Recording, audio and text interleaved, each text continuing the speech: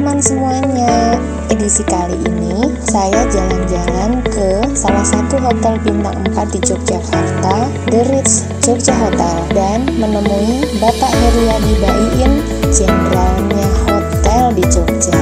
Penasaran kan? Yuk ikuti. Halo, selamat sore Pak Baiin, apa kabar? Puji Tuhan, sehat. Sehat selalu ya, Amin, fresh. puji Tuhan. Harus Ya. Harus. Karena kondisi okupansi kayaknya udah bagus nih di hotel Bapak. Ya puji Tuhan masih, ya demand masih ada gitu ya. Yang paling pertama ya harus kita syukuri aja. Kalau boleh tahu Pak, kan di Jogja ini termasuk suatu wilayah yang dikelilingi zona merah nih. Kita anggap penularan di daerah Yogyakarta untuk COVID-19 kan berada di bawah dari daerah-daerah lain. Yeah. Nah, mungkin sebagai salah satu tokoh Pak, gugus tugas gitu ya di Yogyakarta, bisa sharing dengan kami Pak penanganan selama ini untuk wilayah Yogyakarta, khususnya juga hotel-hotel dan dunia pariwisata. Kira-kira seperti apa ya biar teman-teman kita semua yang ikut dalam acara ini bisa tahu bahwa Jogja itu sebetulnya aman gitu Pak. Ya, yang pertama begini ya, perlu dipertegas dan diluruskan dulu. Jadi saya di Satgas, jadi saya Satgas PHRI. Satgas PHRI. Ya, jadi dari BPD PHRI itu membentuk Satgas, Ya. satuan tugas untuk COVID-19. Tapi lebih bukan penanganan COVID-nya itu sendiri, tetapi lebih kepada bagaimana teman-teman di hotel dan restoran itu mengikuti protokol-protokol kesehatan yang sudah diberlakukan. Iya. Ya, semua acuannya adalah dari WHO dan juga Kemenkes. Ya, kemudian dari BPP PHRI sendiri pusat juga memberikan protokol kesehatan. Nah, dari situ kita gugus tugas ini atau Satgas COVID-19 PHRI ini kita membuat panduan-panduan untuk hotel dan restoran, dan itu kita sudah sampaikan juga ke teman-teman di hotel. Ya memang pada kondisi sekarang ini kondisi yang tidak menentu ya. Iya, iya. Artinya ketika mulai pandemi di Jogja itu kalau saya tanggal 14 Maret. Maret, betul, Ya, betul. Iya. Maret, jadi Maret itu setengah udah pada saat mulai rame-ramenya tuh gitu ya. Betul. Ketika 14 Maret, kemudian masih 1 minggu, setelah 1 minggu baru Langsung cus. baru tuh anjlok begitu. Nah itu juga memang sangat dirasakan untuk, saya rasa untuk semua hotel merasakan itu. Merasakan itu. Ya. Iya. Dan semua masih meraba-raba, artinya market nih gimana, demand nih gimana gitu kan. Kemudian kita harus bagaimana. Nah sehingga kita memang melakukan beberapa kali pertemuan dengan teman-teman GM juga, dengan PHRI juga, di mana pertemuan tersebut juga kita membahas ya apa sih yang harus kita lakukan ketika terjadi krisis pandemi ini gitu ya. Karena mungkin kan kalau kita pernah merasakan krisis ekonomi tahun 98 ya. Nah, ini kan krisis pandemi yang menurut kita ini kita belum tahu diselesaikan sampai kapan juga kita belum tahu. Betul. Gitu ya. Dulu pernah juga terjadi, tetapi tidak separah ini dengan adanya MERS, kemudian SARS ya, tapi tidak separah ini. Dan ini kita sampai kapan kita nggak tahu, sehingga akhirnya ya memang mau tidak mau kita harus menerapkan protokol kesehatan. Ini yang terjadi. Jadi kami di Satgas PHRI lebih menekankan kepada mensosialisasikan kepada teman-teman hotel dan restoran mengenai protokol-protokol kesehatan yang harus dilakukan.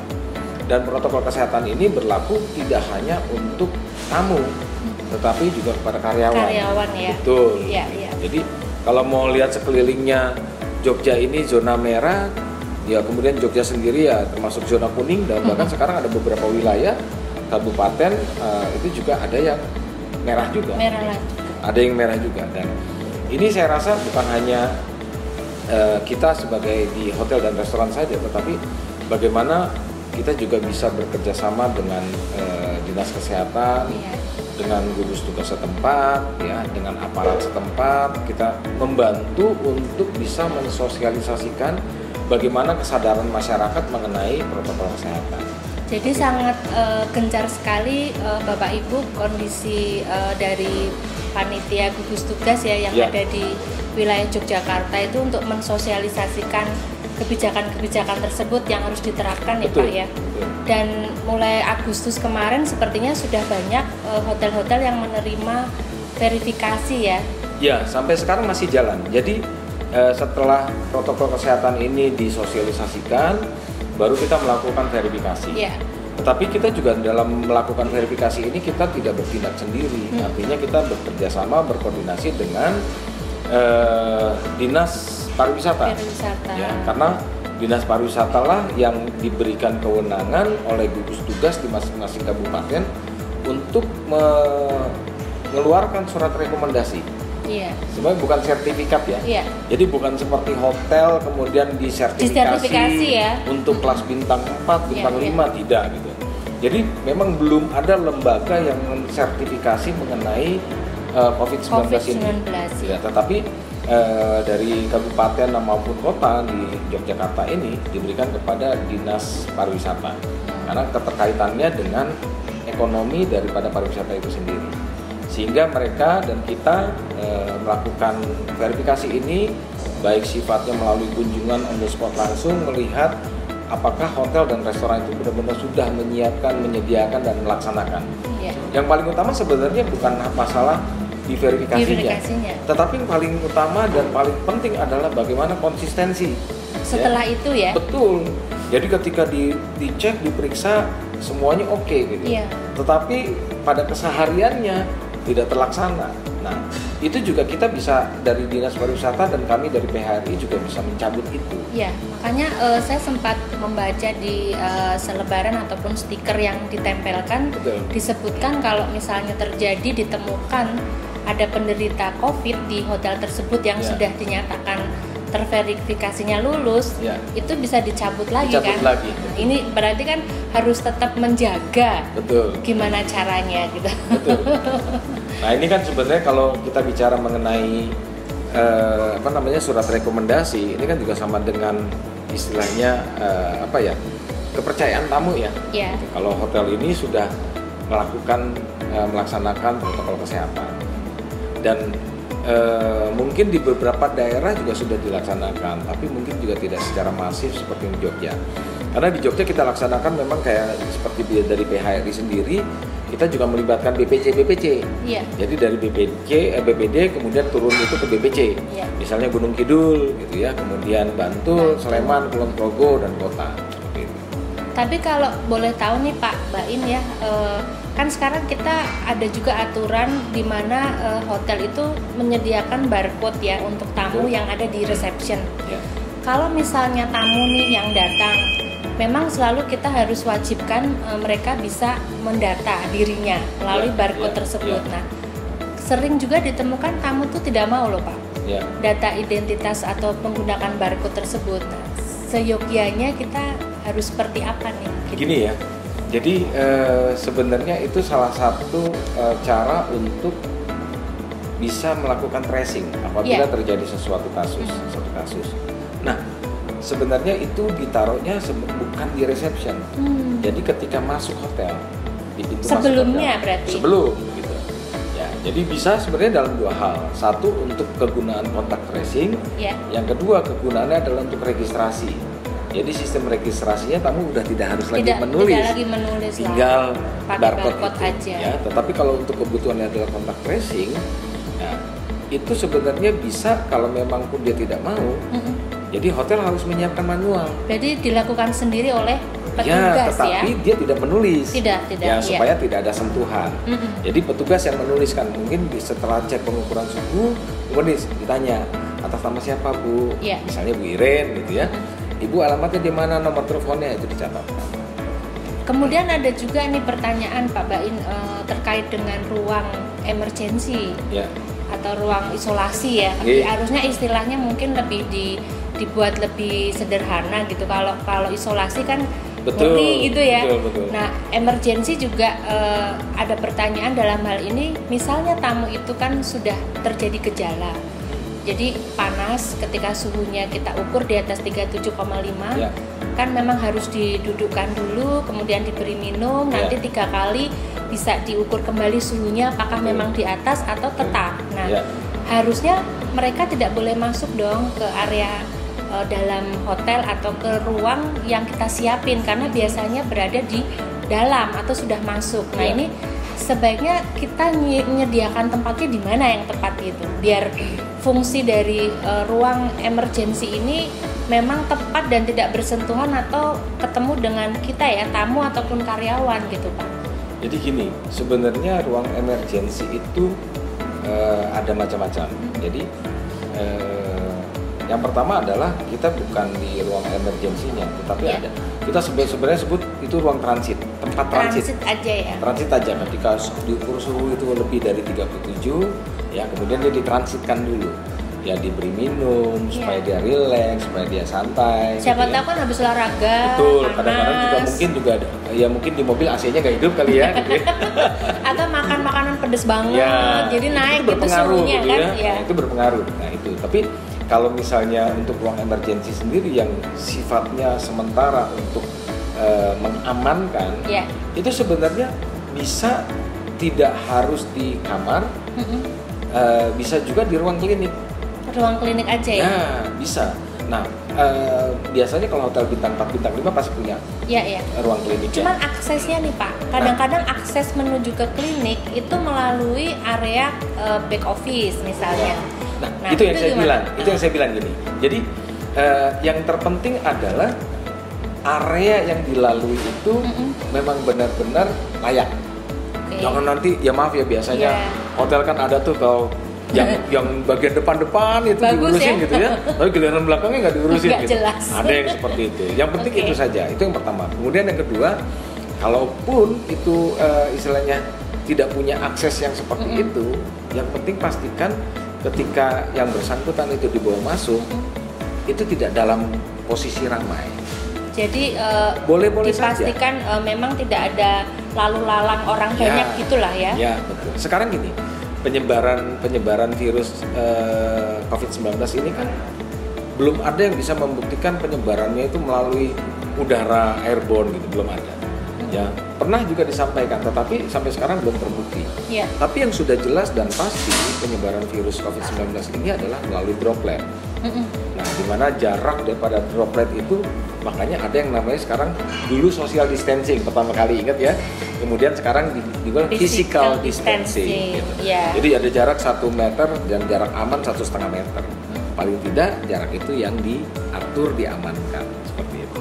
Jadi memang kita mengatakan ada hal-hal basic yang harus dipenuhi ya Pak. Betul. Cuci tangan. Kemudian ukur suhu. Betul. Kemudian physical distancing. Kemudian juga menggunakan masker, ya kan Pak? Jadi kita nggak pakai masker karena Mbak Iren ini udah direpit ya. Tadi saya sudah dicek kok Pak di depan semuanya. Jadi nggak usah khawatir gitu. Nah ini kalau dilihat dari perkembangannya sendiri Pak, Jogja semakin hari cenderung seperti apa Pak? Supaya kita nggak merasa was-was dan masih bisa beraktivitas, karena kan bagaimanapun pertumbuhan ekonomi Jogja yang mungkin saat ini bisa dikatakan mungkin kita minus ya Pak ya. Itu gimana ya supaya kita nih nggak was-was gitu, minusnya karena minus banyak gitu ya. Itu banyak pemberitaan kan yang bikin kita sendiri mau bergerak tuh gimana ya, kok kayak gini situasinya. Kemudian kalau untuk hotelier kita juga sudah penyusunan budget ya untuk tahun 2021. Secara acuan itu kan kita menggunakan yang mana juga data-datanya, apakah nanti bisa istilahnya kita pertanggungjawabkan, karena pendekatannya kan kita bisa 2 hal nih Pak. Satu, misalnya kita asumsikan pandemi ini berakhir di tahun 2020, kita mungkin bisa menggunakan pembuatan anggaran dari Januari 2019. sampai Juni ya. Kalau di tempat kami itu masih pendekatan angka pandemi. Tapi setelah itu Juli sampai Desember 2021 kita bisa mencoba menggunakan new normal yang recovery. Tapi kalau sampai Juni tahun 2021 masih tetap belum, Berarti 1 tahun ke depan kita harus gunakan budget pandemi kan Pak? Ya, revisi lagi. Nah itu loh. Ini yang kadang-kadang kita pengen tahu juga sih kalau bintang 4 kayak The Ritz gini seperti Bapak, hotelnya kan gede banget, kamarnya 506, luar biasa pemirsa, kamarnya 506. Gimana itu jualannya? Cuma Pak Bain aja yang tahu nih. Gimana Bapak? Ya kalau secara demand ya sekarang kita agak sulit untuk membuat forecasting. Ya. Forecasting ya. Ya, jadi forecasting agak sulit karena contoh gini ya, ketika bulan Agustus kemarin dengan 2 kali yang boleh dibilang long weekend, nah itu cukup lumayan, cukup baik. Dan juga itu dampak atau pengaruh dari pelonggaran PSBB Jakarta.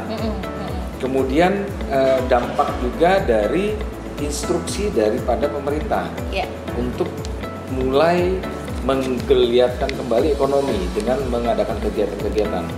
Nah, dari anggaran yang ada seperti itu. Tetapi ketika Jakarta ini dikunci tutup lagi ya, artinya kerannya ketutup lagi nih gitu. Ya, jadi hanya beberapa yang mungkin sudah terlanjur ya, reservasi masih ada beberapa ya. jalan gitu ya. Tapi mungkin akhirnya menjadi pertimbangan ketika mau mengadakan lagi kegiatan di beberapa daerah yang lain gitu. Contohnya Jogja. Kenapa Agustus juga selain mereka yang memang long weekend di Jogja, kegiatan-kegiatan banyak dilaksanakan di Jogja. Kenapa? Ini juga sebenarnya merupakan satu prestasi daripada pemerintah daerah istimewa Yogyakarta mengenai penanganan COVID ini. Ya, jadi Jogja termasuk provinsi yang terbaik penanganan COVID-nya, dan itu juga perlu kita acungi jempol lah buat pemerintah kita ini. Artinya daerah istimewa Yogyakarta ini pemerintah concern sekali mengenai penanganan COVID. Nah, tapi dengan pemulihan ekonominya seperti apa? Ya, yang disampaikan oleh pemerintah melalui Pak Jokowi, artinya gas dan rem harus bisa jalan seimbang, beriring, ya. Kita bukan berdamai dengan COVID. Gitu. Tidak berdamai lah. Tidak berdamai, tetapi kita tetap harus waspada. Artinya kegiatan boleh dilakukan, tetapi yang awalnya kan disebutnya new normal. Sebenarnya tidak normal juga, bukan normal baru juga, gitu. Tetapi masih belum adaptasi kebiasaan baru, gitu ya. Yang selama ini kita jalan seenaknya nggak pakai masker, ya batuk seenaknya, gitu ya. Di tempat umum ahu-ahu gitu kan. Tapi kalau sekarang kan memang harus hati-hati. Dan kita juga artinya gini, harus ada, boleh dibilang apa ya, trustnya itu sudah mulai berkurang kepada orang. Contoh mungkin makanya tadi saya tanya gitu, ini udah rapid gitu ya. Nah jadi saya berani juga nggak pakai masker gitu. Tapi kalau misalnya ini saya harus pakai masker. Nah hal yang seperti ini kalau mau dilihat kembali kepada bagaimana Yogyakarta ini bisa memberikan rasa kepercayaan kepada customer di luar Jogja. Jadi kita sangat berharap, artinya walaupun kondisi sekarang meningkat, kalau analisa saya saya secara pribadi, ya Jogja memang belum pernah mengalami lonjakan. Kemudian terjadi lonjakan kedua atau second wave, belum pernah. Jogja belum pernah. Nah, namun di beberapa daerah seperti Jakarta ini boleh dibilang second wave. Dia udah pernah melonjak, ketika turun dilonggarkan dia naik lagi. Nah, tetapi di beberapa daerah dan termasuk Jogja berdampak akibat itu. Sehingga kalau kita melihat demand-nya, Jogja ini kebanyakan juga dari Jakarta. Betul. Ini juga salah satu tempat MICE gitu ya. Nah, berbeda dengan Bali. Kalau Bali kan kebanyakan dari mancanegara. Begitu flight ditutup, penerbangan ditutup, ya sudah habis. Lokalnya, domestiknya kurang, dan begitu banyak. Nah, kalau kita melihat demand-nya, kalau kita mau bikin budget, acuannya yang mana sih?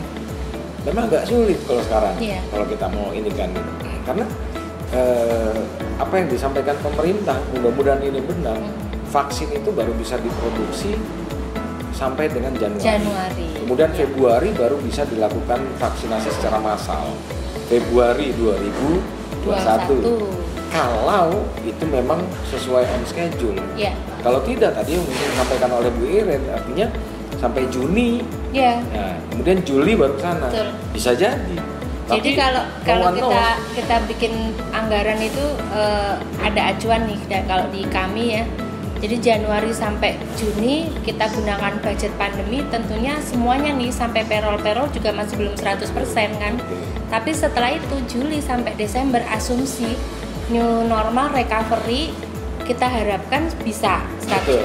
Nah, tapi kalau sampai Juni aja belum. Gitu tahun depan ya the whole year-nya kita pakai pandemi semua untuk anggarannya gitu Pak. Ya kita sangat berharap gini, makanya tadi saya sampaikan kita sangat berharap pemerintah punya komitmen juga akan hal pemulihan ekonomi. Jadi apa yang disampaikan gas dan rem itu harus jalan, jangan cuma direm aja gitu loh. Dan kita juga sebagai industri, khususnya di industri hotel, pariwisata dan sebagai masyarakat, kita juga harus sadar diri. Gitu, jangan sampai sekarang kan kayak di Jakarta ada yang sifatnya penindakan, diberikan sanksi karena nggak pakai masker gitu kan. Nah, itu kan berarti belum ada kesadaran masyarakat. Nah, bagaimana pemerintah mau nginjek gas juga kalau seperti itu gitu. Nah, harapan saya kepada teman-teman semua untuk di khususnya hotel dan restoran. Khususnya hotel dan restoran, ayo kita sama-sama gitu, untuk menerapkan protokol kesehatan. Jadi itu harus benar-benar dilaksanakan dengan sadar diri deh. Gitu. Kadang-kadang usah kan gitu diminta-minta gitu ya. Nggak usah diminta-minta gitu. Jadi atau harus skotjam dulu karena kalau pakai masker hukumannya di skotjam dulu. Tapi kalau sampai ada hukuman begitu kan sebenarnya masih belum ada kesadaran. betul ya. Itu aja harapan supaya apa? Kalau kita menginginkan perekonomian ini juga membaik, pulih, mulai menggeliat, kembali kepada diri kita sendiri juga. Ayo kita tertib gitu. Ya, jadi sangat menarik ya teman-teman semuanya obrolan kita dengan Pak Heriadi Bain. Kebetulan beliau memang salah satu tokoh di Yogyakarta yang juga ketua dari IHGMA DPD Yogyakarta. IHGMA Indonesian Hotel General Manager Association untuk daerah Jogja. Kita beralih nih pembicaraannya, nggak COVID terus ya. Kita mau tahu dikit lah tentang program ataupun kegiatan yang sudah dilakukan oleh IHGMA DPD Jogja pada bulan-bulan sebelumnya dan yang akan datang. Apa saja nih Pak kira-kira? Iya, saya dibilang tokoh ya. Tokoh inspiratif loh ya. Ya, jadi ya kebetulan juga teman-teman mempercayakan saya gitu ya, sebagai ketua DPD IHGMA Yogyakarta. Jadi memang Indonesian Hotel General Manager Association ini merupakan asosiasi profesi, ya, di mana di sini tempat berkumpulnya para pimpinan hotel. Saya sebutnya pimpinan hotel karena hotel manager juga pimpinan hotel, gitu ya. Jadi untuk general manager dan juga hotel manager, ya, itu mau hotel bintang 4, bintang 5. Ya, hotel besar, hotel kita kecil. Kita nggak pilih-pilih lah ya. Nggak pilih-pilih. Even kalaupun ada mungkin lostman, ada pengelolanya, gitu. Istilahnya apa ya, operation manager, gitu. Dia adalah pimpinan tertinggi di guest house itu misalnya. Dia bisa ikut bergabung dengan kita. Jadi ini adalah wadah untuk para anak-anak bangsa.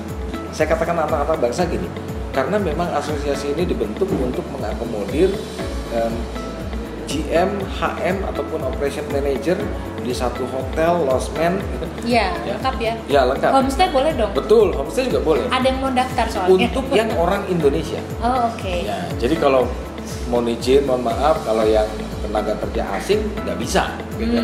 Ya. Spesial, pokoknya betul. Indonesia gitu. Ya. Jadi memang tujuannya juga secara nasional ini dibentuk supaya kita nih anak-anak bangsa juga bisa berkarya nantinya.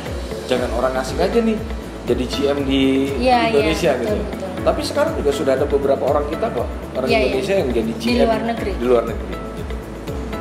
Nah, kalau terkait dengan program, kita memang ada beberapa bidang ya yang secara rutin dilakukan. Biasanya memang bidang-bidang pelatihan, ya, sertifikasi, ya. Kemudian juga ya pertemuan-pertemuan bulanan. Sebenarnya memang sangat penting pertemuan bulanan ini. Apalagi dalam kondisi seperti ini kita sempat memang tidak bisa melakukan pertemuan. Ya, kita walaupun kita melakukan melalui Zoom ya, tapi ya gimana ya? kayaknya kurang afdol juga kalau nggak ketemu ya, gitu. Dikit-dikit pakai Zoom terus Betul, ya. tapi kondisinya memang seperti itu gitu. Tapi puji Tuhan kita udah bisa melakukan beberapa kali pertemuan kembali. Dan memang dalam waktu dekat ini kita juga akan melaksanakan rakerda.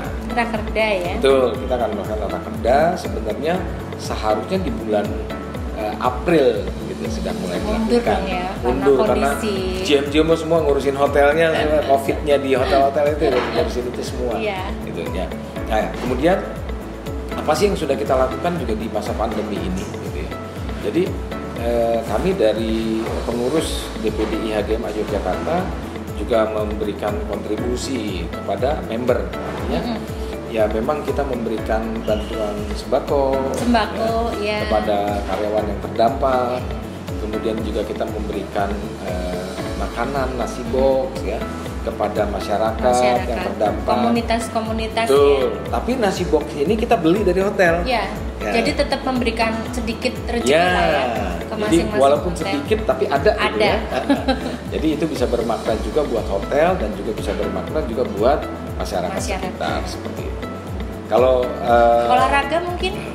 Olahraga kemarin kita juga beberapa kali bikin kegiatan sepedahan ya. Ya, jadi goes ini juga yang pertama tujuannya gini, kita goes dengan mengikuti protokol kesehatan. Ya. Tujuannya adalah apa? Untuk mempromosikan Jogja. Kalau Jogja masuk wilayah Jogja, daerah istimewa Yogyakarta harus mengikuti protokol kesehatan dalam bentuk apapun.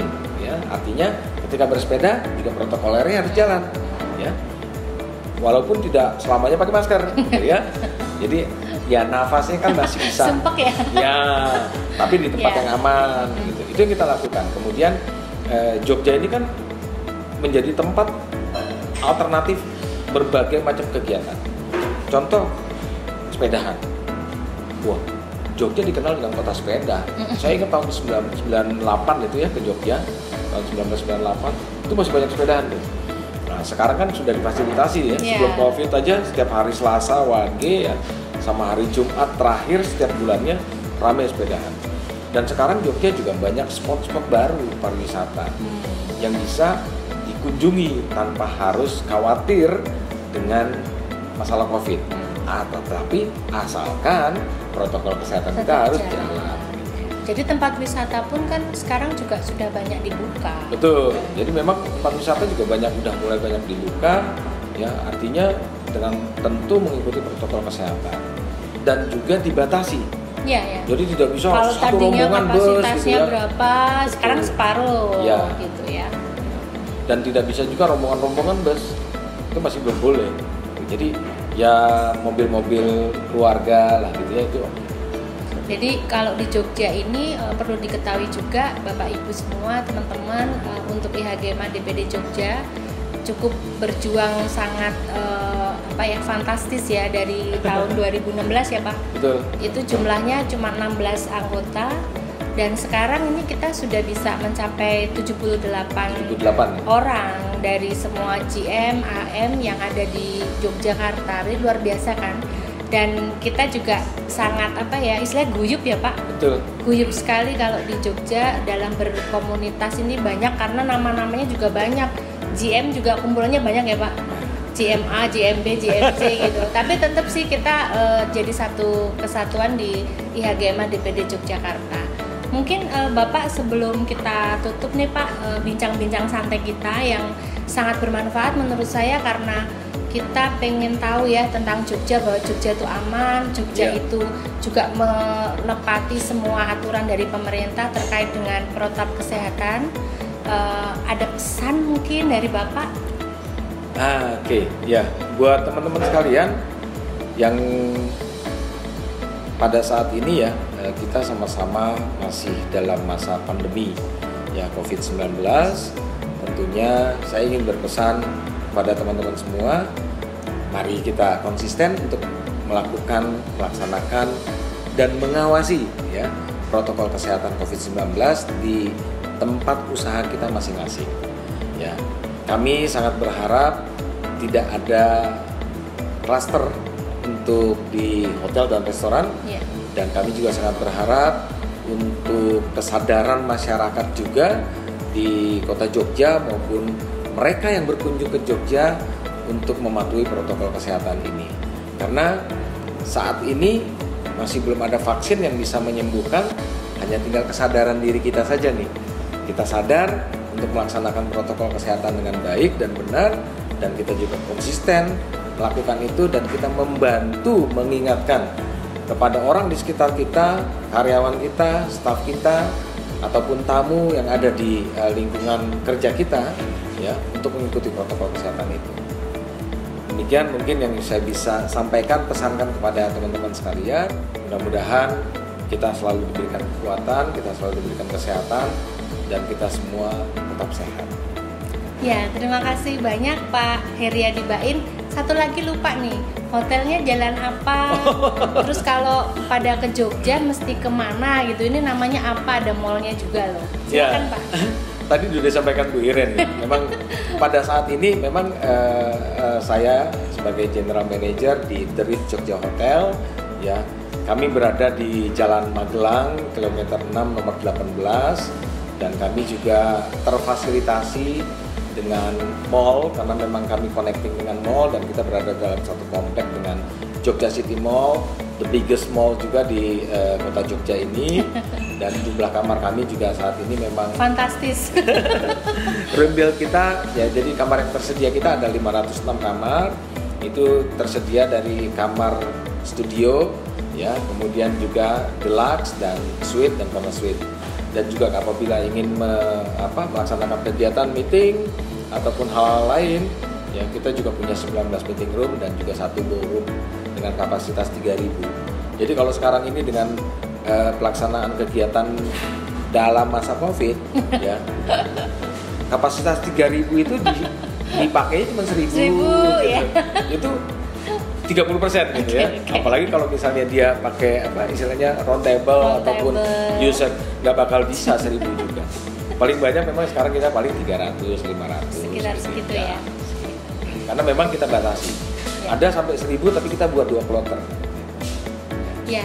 Baik, terima kasih banyak sekali lagi Pak Heriadi Bain, Sama-sama. GM The Ritz Jogja Hotel, sekaligus juga Ketua IHGMA DPD Yogyakarta. Semoga Bapak sehat selalu, Amin. sukses, dan kita bisa kembali pulih untuk Jogja maju lagi. Siap. Selamat sore. Sore.